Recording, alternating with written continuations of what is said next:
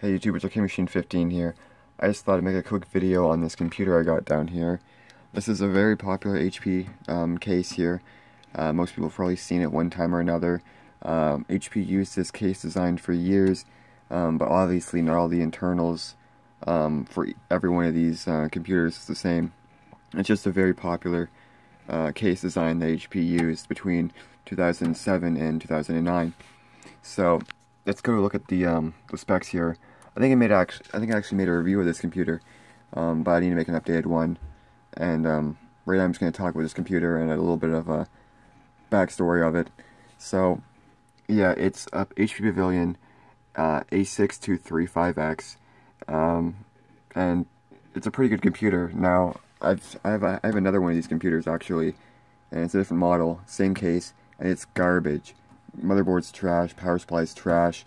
I don't even think it has SATA on it. That's how bad it is. And this has SATA, you know, good motherboard. I think it has a 400-watt power supply. It can handle 8 gigabytes of RAM. This thing is pretty decent for 2007. As you can see, it was made in September 20th, 2007. And this thing is still, you know, a fully usable computer today. It can do 1080p video. You'd probably use this for a gaming computer for obviously not high-class games, but, you know, kind of middle-class games like BioShock Infinite, stuff like that. You could probably run this no problem. And for a 2007 computer, this is actually one of the most premium ones I've seen in a while. Now, I think what it is with HP is if you pay a lot of money for their computers, it's going to be one that lasts for decades. But if you just pay like a little bit of a, you know, like $200 for one of their computers, which there was $200 computers like with this case, I believe, back in the day. Those are already, you know, unusable. They were only usable for like a year because the specs that HP put in them, the hardware that HP put in them, was complete trash. But obviously this one was quite a bit of money back in the day because, you know, it's not really cheap, or it wasn't really cheap back in the day, and it had some actual good parts in it. So if you look at the side here, okay, that opened. I added an extra DVD drive in it just because I had one laying around. It said 8K, so it came with focus. Come on. There we go. 3 gigabytes of RAM. The A and B Athlon, 64x2 dual core processor, 6,000 plus. That's a really good processor. It's still, I think, a good $40 on eBay. That processor really can handle age for sure. Definitely no bad processor, you know. Still works fine in 2016, can do 1080p video, mild gaming, and yeah, AMD really makes their processors to last if you really shell out for a good machine. If you're going to shell out a little bit of money for a cheap machine, obviously they're going to give you a shit one, but this is actually a really good processor that can withstand the test of time. And it's clocked at 3 gigahertz, can be overclocked to 3.2, and like I say, it's still a good processor in 2016, almost a decade later. So yeah, 3 gigabytes of RAM, 500 gigabyte hard drive, which is obviously good for 2007. I mean, come on, most computers that are, you know, branded like this give 1 terabyte today, so that's pretty good. DVD burner, light scribe technology.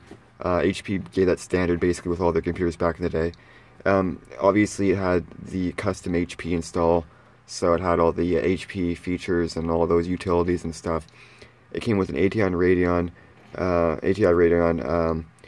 2400 Pro graphics card. I had that graphics card in here when I got the computer, but I mean, it's still usable. You could watch YouTube videos on 720. I don't think it could pull 1080p quite yet though. So I actually put in an ATI Radeon HD 4550, which is a newer version of that card, and it can handle 1080p and mild gaming perfectly. So yeah, it obviously came with Windows Vista, and yeah, it tells all the other stuff it has right here. The front access audio and USB ports, the HP Pocket Bay, which I don't think was used for anything. It's this little expansion door right here, which you can't really see very well, but it's like a little expansion door right there. And what else? 15-in-1 card reader. Focus. Come on. There we go. And the power button conveniently located on the top. Yeah, it actually says that. So, yeah, 1 year limited warranty. HP's like that still today, standard 1 year warranty.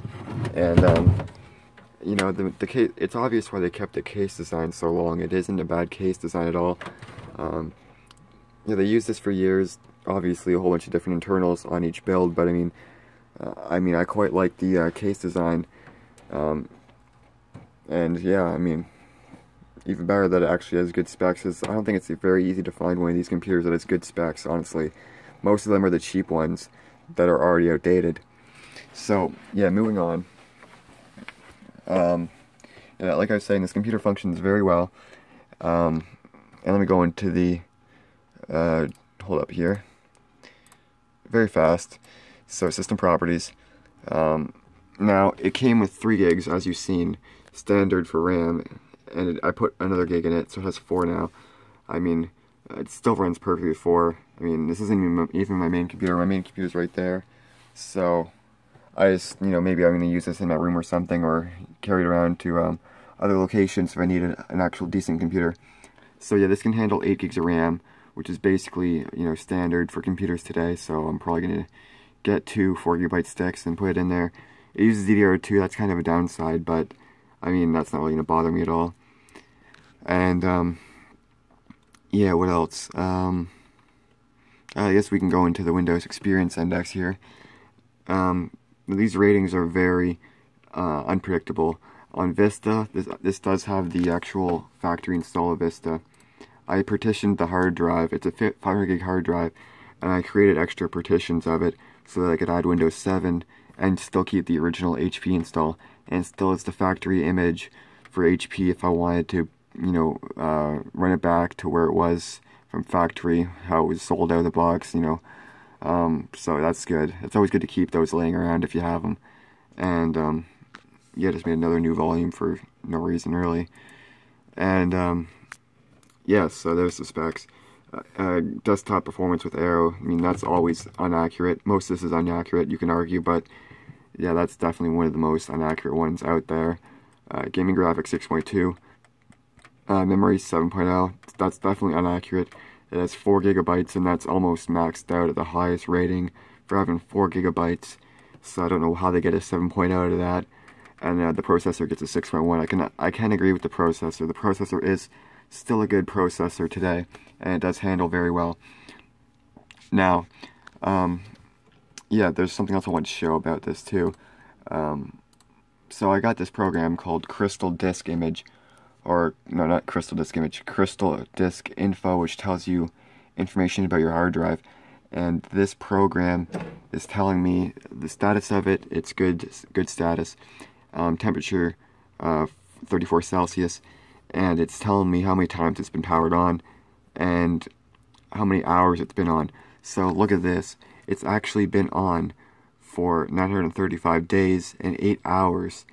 That's a pretty long time. It's only been turned on 608 times. Now, this computer, the backstory for it is it was from a casino, and it was used as a music computer. So obviously in the casino it was basically always on, just being used for DJs or what have you, because on the Vista partition, which it was factory on, it's full of music, and you know, basically just as iTunes. So it's just basically a computer that's been on for years, just only being used for music. So yeah, that's that. And that just made the hard drive collect a lot of hours, but the hard drive still is good, still clicking away, and it has no errors with it. So that's really fantastic, and it's surprising that it's been on for so long. That's like, what, you know, 3 years it's been on, and it's still, you know, clocking around. So yeah, I'm surprised at how well this, let's get rid of this computer. I'm surprised at how well this computer is handling the testament of age.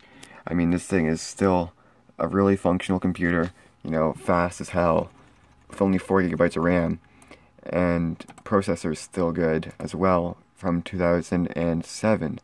So yeah, what I want to do here is I want to look at a 1080p video just to show you that it will handle that no problem, because I mean, most of you probably will doubt that it will. So I'm gonna go in here. This phone always does this. It always unfocuses, and it's super annoying. Full screen. As you can see, it's doing a 1080p video, no problem. And this is a 2007 computer here. I mean, that ATI, not ATI, AMD Athlon 6000 Plus is a really good processor to last this long and works so well with Windows 7. This could even be used with Windows 8, no problem at all. And flawless video. Video playback is A+. Performance, you know, there's no lag. It's very good. It performs great, and this only has 4 GB of RAM and an ATI Radeon 4550. You know, this thing, I'm surprised at how well it's doing.